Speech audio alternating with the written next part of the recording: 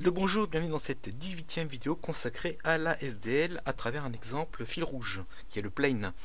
Donc nous allons nous intéresser maintenant à ce fameux petit plane. Alors si vous regardez les images dont vous disposez, pour créer notre sprite plane, donc je vous avais montré qu'il y avait trois petites images, donc plane 1, plane 2, plane 3. Alors ce que j'ai fait un petit fichier, un petit objet si vous voulez, que j'appelle AnimeFrame, qui permet de passer d'une image à l'autre. D'accord ? Et de fait, ça donne l'illusion que l'ellipse est en train de tourner. Donc ces fichiers s'appellent animeframe.h, animeframe.c. Donc là, je ne vais pas en parler dans les vidéos. C'est un objet qui est assez conséquent. Donc là, je n'en parle pas du tout. Mais déjà, ici, quand vous voyez SDL surface pointeur de pointeur, il y en a certains, ça va leur faire pousser des boutons. Donc je n'en parle pas du tout. Si vous utilisez cet objet, vous le prenez tel quel, vous le mettez dans vos répertoires et vous l'utilisez ensuite dans Plane. Donc ça, j'oublie le animeframe. C'est juste un petit objet générique pour pouvoir animer un sprite en fonction de plusieurs images dont on dispose. J'ai une image numéro 1, donc plane 1, plane 2, plane 3. Si j'avais plane 4, plane 5, et bien j'aurais mis ça dans un animeframe pour ensuite animer les images les unes à la suite des autres. Donc là, j'en parle pas volontairement. D'accord, j'en parle pas. Donc si vous voulez vous intéresser, vous imprimez et vous essayez de comprendre. Bon, c'est pas si difficile que ça. En tout cas, moi je vais m'attacher au plane. Donc le plane, c'est toujours pareil, on va créer un fichier plane.h et plane.c, évidemment. D'accord, vous commencez à comprendre. On va faire attention aux inclusions. On aura besoin de notre game engine, on aura besoin des constantes, vous verrez pourquoi. Et bien sûr, si je veux animer mon petit plane, j'ai besoin de l'animeframe.h. D'accord ? Donc je vais créer une structure de type plane. Et que va-t-on avoir dans cette plane? Pour l'instant, on aura trois choses. Le sprite, parce que le plane c'est une image qui bouge, donc c'est un sprite. On va définir dans une variable que je vais appeler direction. Est-ce qu'on est plutôt vers le haut, disons, ou est-ce qu'on est plutôt vers le bas? On en aura besoin un petit peu plus tard. Ça simplifie un petit peu les choses. On peut éviter la direction, mais du coup, ça va simplifier un petit peu les choses. Et, bien sûr, j'ai besoin d'un pointeur sur AnimeFrame pour pouvoir animer mes frames. D'accord? Donc je vais appeler ça anime. Quelles sont les fonctions utiles? Évidemment, on va demander à sa seigneurie l'OS de nous prêter un peu de RAM pour créer notre fameux plane. D'accord? Donc on aura ça dans cette fonction-ci. Comme d'hab, on lui passera le screen et on va lui positionner directement le sprite en point x position, y position. Donc on lui donnera le x et le y. Le sprite sera automatiquement à cette position-ci. Il faudra rendre à sa seigneurie la RAM, donc il faudra ici avoir une fonction dispose. Il faudra mettre à jour l'update. D'accord? Et pourquoi je passe le temps? Eh bien, dans mon animeframe, j'ai besoin du temps qui passe pour activer les images les unes à la suite des autres. D'accord? Pour faire une sorte de tempo. Donc là, j'ai besoin du temps. Eh bien, je passerai le temps au plane et le plane le passera ensuite à l'animeframe. On a besoin d'un rendu, donc d'un render. On pourra ainsi définir la direction. Est-ce qu'on a plutôt une direction vers le haut ou est-ce qu'on a une direction plutôt vers le bas? Et on pourra également définir la vitesse en module, ici.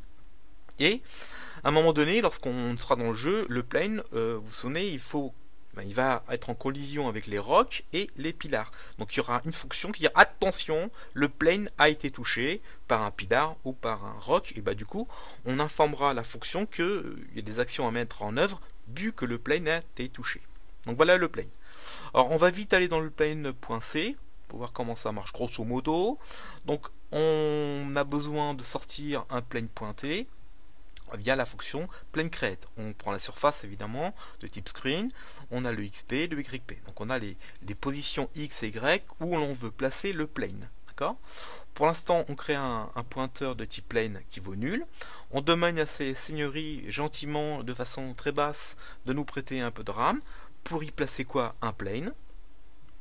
Il va vous répondre oui ou non. Si nous répondons, c'est dommage, on sort vu qu'on a nul, on peut rien faire du tout. Et là, on va mettre en place les objets nécessaires. Donc dans le sprite qui appartient à plane, pour l'instant, je mets nul. Mais tout de suite après, le sprite dans plane, par défaut, aura l'image plane 1. D'accord, cette image-ci. D'accord? Donc je vais créer mon sprite qui appartient à plane via la fonction spriteCreate. Je lui passe le screen de qui est quoi? Qui a été reçu ici, et je lui donne le chemin d'accès au plane1.png.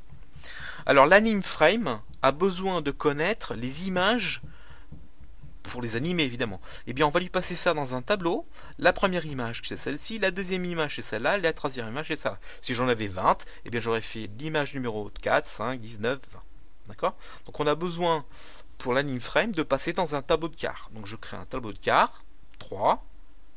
Premier chemin pour l'image 1, second chemin pour l'image 2, troisième chemin pour l'image numéro 3.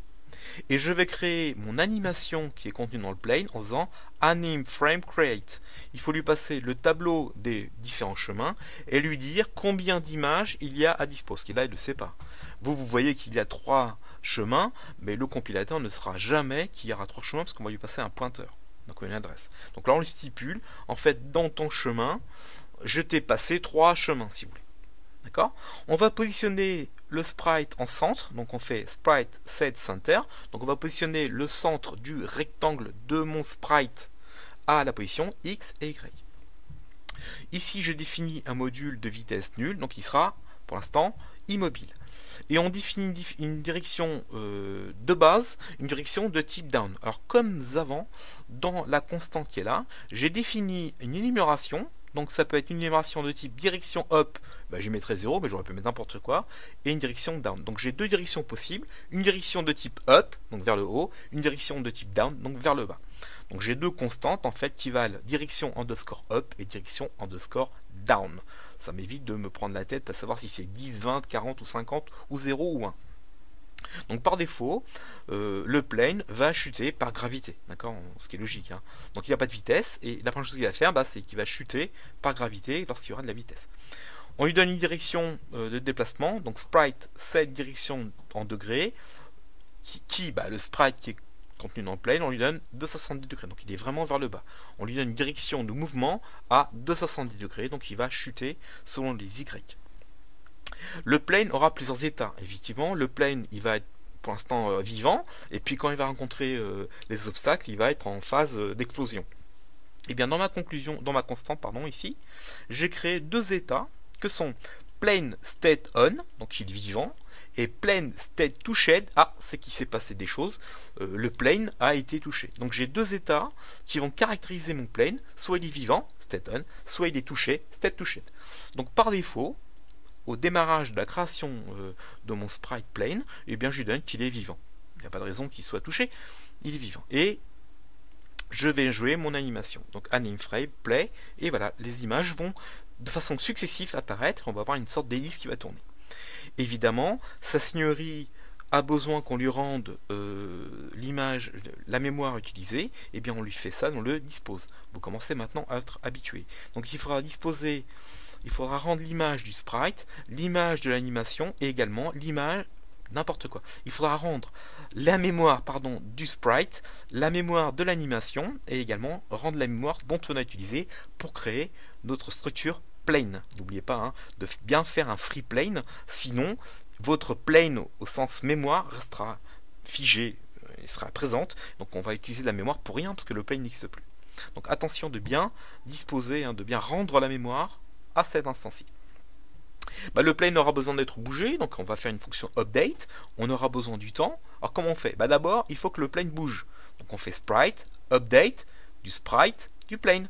D'accord? Donc le sprite qui est contenu dans le plane se met en mouvement, il se remet à jour. On bouge le rectangle de gauche à droite. Ensuite, attention, quand mon avion va monter, il ne faut pas qu'il dépasse le haut de ma fenêtre. Et de même, quand il va chuter, il ne faut pas qu'il dépasse le bas de ma fenêtre. Donc il va rester confiné entre le haut de ma fenêtre et le bas de ma fenêtre. Et bien, ce sont les deux limites. Qu'est-ce que je fais? Je récupère l'arête top de mon rectangle, de mon sprite. En faisant quoi? Sprite get top de mon sprite. Si ce top est négatif ou nul, c'est que je suis tout là-haut de ma fenêtre. Et bien, qu'est-ce que je fais? Je bloque l'arête top, donc je fais sprite set top, et là je bloque à 0. Donc il restera toujours figé en haut s'il veut dépasser ma fenêtre. Et de même en bas, je récupère l'arête basse de mon rectangle, donc le bottom de mon sprite. Si cette arête basse bottom est plus grande que la hauteur de ma fenêtre, et bien je bloque le bottom de mon sprite à l'arête basse, c'est-à-dire ma fenêtre en hauteur. Et bien sûr, mon animation doit se mettre en route, donc toujours animer l'animation via le update. Et là, vous voyez, vous lui passez le temps pour qu'il se mette à jour. Et voilà, on va calculer le temps qui passe. Et au bout, par exemple, de 100 millisecondes, il change d'image. 100 millisecondes sont écoulées, hop, je change d'image. 100 millisecondes sont écoulées, je change d'image. D'accord? Comme ça. Il faut bien sûr afficher le plane. Donc on a le plane qui va être affiché ici dans la fonction render. On lui passe le plane. Alors on regarde l'état du plane. D'accord? En fonction de l'état du plane, on affichera des choses ou pas. Donc si le plane est vivant, donc qu'est-ce que je fais? Je vais dans Sprite, je récupère l'état getState du sprite. Lequel? Le sprite qui est dans plane. D'accord? J'ai un résultat qui vaut dans ST. Si ST est égal à plane state on, c'est ce qu'on avait dans les constantes, et bien là, je vais demander à mon anim frame de me donner le frame que je dois afficher. D'accord? Donc plane sprite image, donc je vais donner au sprite l'image à l'instant T par rapport à mon anim frame. Donc c'est un peu compliqué, mais en fait, l'anim frame va générer des images, et c'est pas lui qui va vous afficher ces images, il va les passer au sprite, qui va les récupérer dans son image pour les afficher. D'accord? Et le sprite sera après rendu, on va faire un render de l'image à l'instant considéré. Donc l'image contenue dans mon sprite va changer. Par exemple, toutes les 100 millisecondes, mon anim frame va me donner, anim frame get frame, donne-moi un nouveau frame par rapport à l'animation qui est ici. Et si le plane est en touchette, et ben alors là, il se passera quelque chose. Pour l'instant, on ne le fait pas. Alors la direction, il y a deux directions possibles. Soit il est vers le haut, hop, soit vers le bas. Eh bien, on va tout de suite vers une petite fonction cette direction, et en fonction de ce qu'on lui mettra ici dans la direction, eh bien le plane va plutôt monter ou il va plutôt descendre.